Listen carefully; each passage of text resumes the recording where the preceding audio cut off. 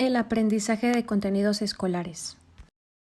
El desarrollo de los seres humanos se produce dentro de un marco social y cultural organizado. Estos van a ocupar un lugar primordial en la educación escolar. La enseñanza y el aprendizaje de contenidos específicos constituyen un medio imprescindible para desarrollar las capacidades de los estudiantes. Lo importante es que estos puedan construir significados y atribuir sentidos a lo que se aprende. Se constituye la concepción acumulativa del aprendizaje por un aprendizaje significativo. Y con esto se va a pretender romper con la práctica habitual centrada en la memorización de datos y comprensión de conceptos para ayudar al profesor a organizar mejor su práctica docente. ¿Qué son los contenidos escolares?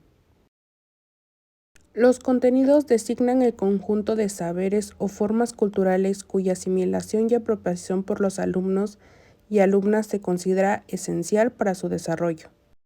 Los contenidos escolares son uno de los componentes esenciales de un programa de enseñanza o de un currículo. Son los conocimientos tanto de hechos, datos, como de habilidades, creencias, valoraciones y actitudes que una determinada sociedad considera valiosos para que sean aprendidos por quienes la integran. Constituyen el elemento que el profesor trabaja con los alumnos para conseguir las capacidades expresadas en los objetivos. Suelen presentarse en inventarios que comprenden el conjunto de diversas unidades seleccionadas para cada uno de los ciclos o programas de estudio. Los contenidos se refieren a qué enseñar y qué aprender. Los contenidos de enseñanza deben tener un significado lógico potencial para el alumno. Por lo tanto, el sentido que le demos al aprendizaje es fundamental. Características de los contenidos escolares. Representan una selección relevante y significativa de los saberes culturales de la sociedad. Dicha selección debe estar determinada por criterios de racionalidad, eficiencia y funcionalidad. Son saberes organizados históricamente en áreas de conocimiento, que se desglosan en materias o disciplinas por su complejidad. Su asimilación se considera esencial para el desarrollo de las capacidades de los alumnos y para su formación integral. El profesor debe realizar su selección, efectuar su organización y secuencia, planificar su enseñanza y llevar a cabo su evaluación. Tipos de contenidos escolares. Se considera que los hechos, datos, conceptos, leyes y teorías son un tipo de contenidos y que junto a ellos han de tenerse igualmente en cuenta los procedimientos y las actitudes, valores y normas propias de cada campo de conocimiento. Contenidos conceptuales. Este tipo de contenido abarca todo tipo de información como son datos, hechos, conceptos, leyes y teorías. Contenidos procedimentales. Un procedimiento es un conjunto de acciones orientadas a la consecución de una meta. Además, está integrada por hábitos, habilidades y destrezas. Contenidos actitudinales. Estos refieren al desarrollo afectivo y moral. Estos incluyen actitudes, normas y valores. Poseen 3 componentes básicos: componente cognitivo, componente afectivo, componente conductual. Características del conocimiento procedimental y actitudinal. Para que en un conjunto de acciones se constituya un procedimiento, debe tener 1. Suceder en un cierto orden. No es una actuación cualquiera, sino ordenada. Y en segunda, orientarse a una meta o finalidad. Esta actuación se orienta a una meta. Este posee 3 componentes básicos. El primero es el componente cognitivo, que son los conocimientos y creencias.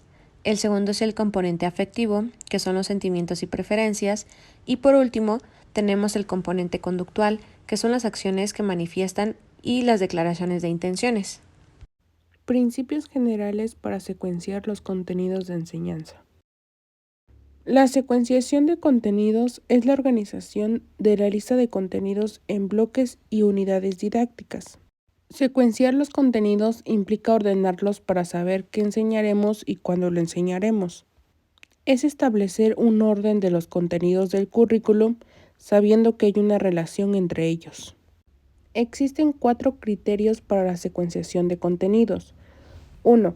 Secuenciación lineal. Permite que el alumno aprenda gradualmente. Se trata de apoyar los conocimientos nuevos en conocimientos ya estudiados. 2. Conocimientos previos. 3. Características del alumnado, dependiendo de la etapa y el nivel educativo. 4. Características del profesor. ¿Qué son las ideas intuitivas de los alumnos?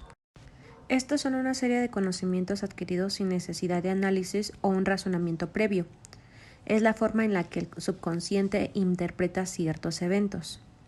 Existen 3 tipos de pensamientos que los alumnos tienen.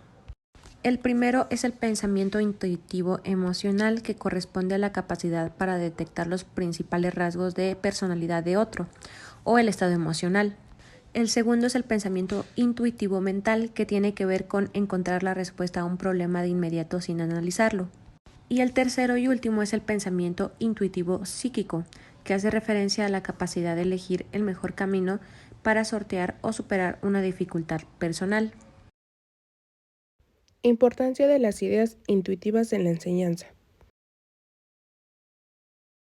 Las ideas intuitivas son una forma de conocimiento inmediato que no proviene de procesos racionales. Son fruto de ciertos procesos inconscientes que solemos llamar intuición. La intuición es la facultad de conocer de modo inmediato la verdad sin previo razonamiento lógico.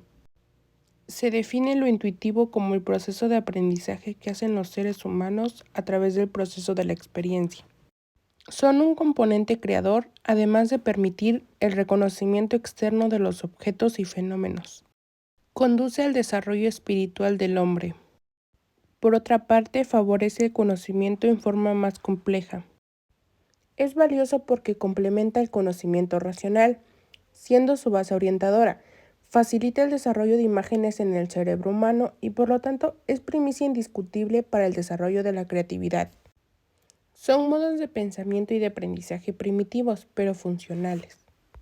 Es una forma de conocimiento que siempre estará disponible, incluso si carecemos de educación racional o formal. Diferencias entre las ideas intuitivas y los conocimientos científicos. Las ideas intuitivas son un conocimiento que se adquiere sin la necesidad de emplear un análisis o un razonamiento anterior. Por ejemplo, saber cuándo una persona presenta diversos estados de ánimo.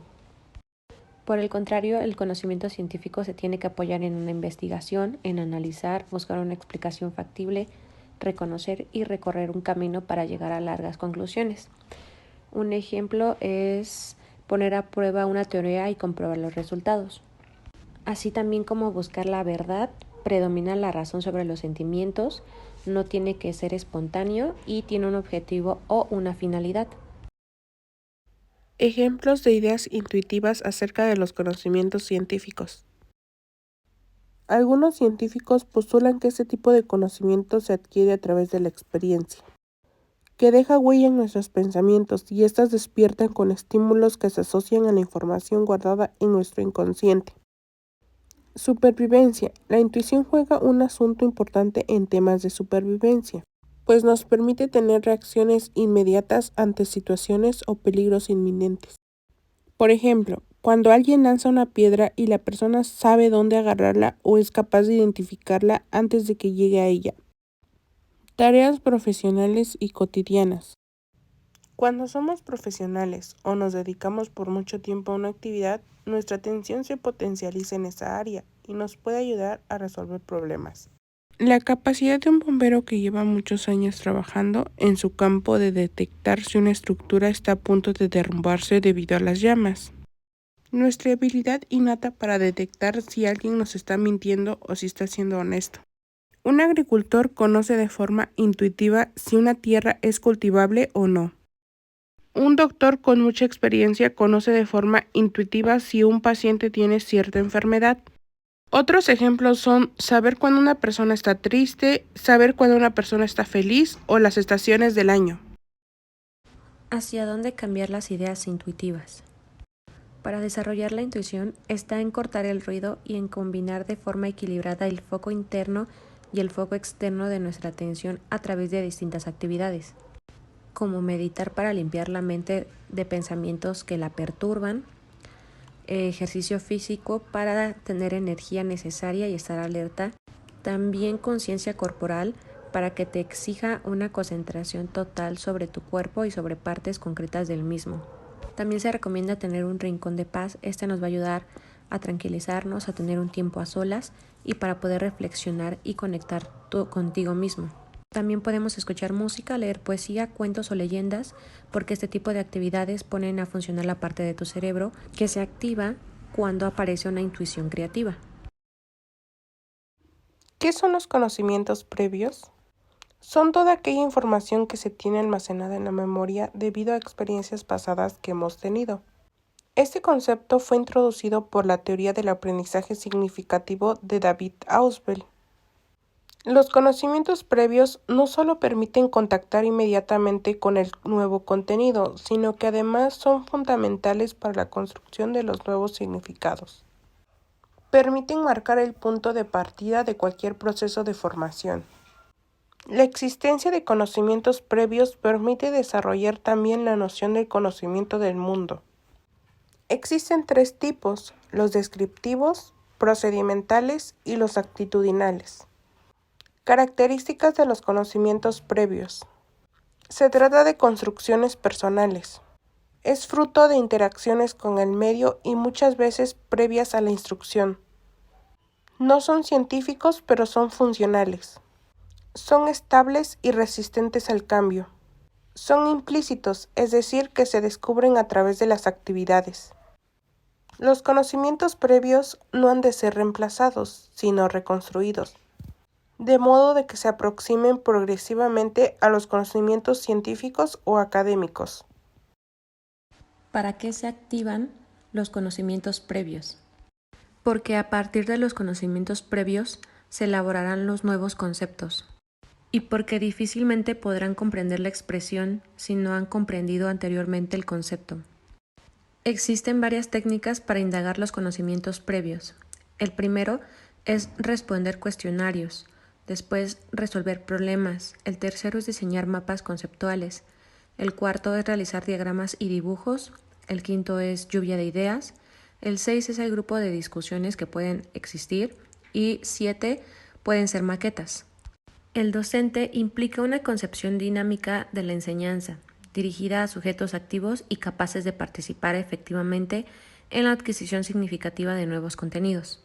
Desde esta perspectiva, las propuestas de enseñanza que se desarrollan en el aula suponen una concepción del alumno activo, pensante y cognitivamente capaz de comprender qué está aprendiendo. Factores que influyen en la capacidad de vincular la nueva información con el conocimiento previo. El primer factor son los alumnos, ya que ellos presentan una determinada disposición para llevar a cabo el aprendizaje. Su interés por ella o las expectativas que tienen forman parte sin duda del conglomerado de factores que acaban determinando el ánimo que se sitúa en los alumnos frente a la tarea de aprender un nuevo contenido. Otro factor son las capacidades, instrumentos, estrategias y habilidades del alumno. Un tercer factor son las situaciones de aprendizaje. Esos van a estar integrados por los contenidos, actividades y evaluaciones. Los recursos didácticos son también considerados un factor, ya que son un material que facilita al profesor su función. Le ayuda a expresarse mejor para que los conocimientos lleguen de una forma más clara al alumno.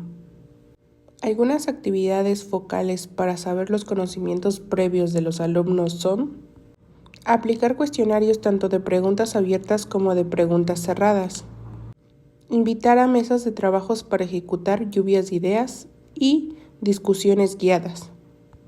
Autorregulación. Esta se define como la capacidad de control y gestión tanto de los pensamientos, emociones, acciones como motivación mediante una serie de estrategias personales que permiten tanto la consecución de objetivos como la evitación de resultados no deseados. En el campo de la salud o consumo de sustancias y en contextos educativos de regulación en el proceso de enseñanza-aprendizaje, se ha utilizado el concepto de autorregulación personal. Esta se refiere a la capacidad o habilidad para controlar nuestros propios pensamientos, emociones y acciones. A través de la autorregulación, somos capaces de controlar la cantidad que comemos si nos rendimos al impulso, la ejecución de tareas, pensamientos obsesivos e incluso la medida en que nos permitimos el reconocimiento de nuestras propias emociones. Los componentes de la autorregulación son la metacognición, autoconocimiento, autocontrol, automonitorización, autoeficiencia, automotivación, flexibilidad mental, inhibición conductual y autoevaluación. Variables que influyen en el proceso de autorregulación. La autorregulación es la capacidad que debe ser estimada desde los primeros años de vida. Su desarrollo depende de la maduración de la corteza prefrontal. La autorregulación es la práctica y voluntad de regular de forma intencional pensamientos, emociones y comportamientos. Las variables que influyen son internas y externas. La primera es el neurodesarrollo. Se pone en marcha desde la tercera semana después de la concepción. Es la maduración del sistema nervioso y el desarrollo de las funciones cerebrales, y a la vez la formación de la personalidad. Respuestas individuales. Estas diferencias son el resultado de la relación dinámica entre los factores genéticos y ambientales. El ambiente. La autorregulación se ve influenciada por el entorno y las relaciones sociales, códigos sociales, en la medida en que podemos entender al otro y las influencias culturales, ya que somos seres sociales por naturaleza. Funciones cognitivas. Estas son el conjunto de capacidades cognitivas necesarias para controlar y autorregular la conducta. Entre ellas se encuentra la planificación, memoria de trabajo, toma de decisiones, resolución de problemas, inhibición, flexibilidad cognitiva. Respuestas fisiológicas de las emociones. Es la manera en que tiene nuestro cuerpo de reaccionar ante determinadas situaciones, como por ejemplo aceleración del corazón, ritmo de respiración o sudoración. La influencia de estos factores puede facilitar el camino a la autorregulación o obstaculizarlo. Autorregulación en el aprendizaje. Se define como un proceso de autorreflexión y acción en el que el estudiante estructura, monitorea y evalúa su propio aprendizaje. La autorregulación consiste en una investigación que ha derivado en distintos modelos que pretende explicar la autorregulación, y se explicará en lo siguiente. El primero es la metacognición, que este es un modelo clínico de la autorregulación de Zimmerman, que plantea 3 etapas con microprocesos articulados clínicamente.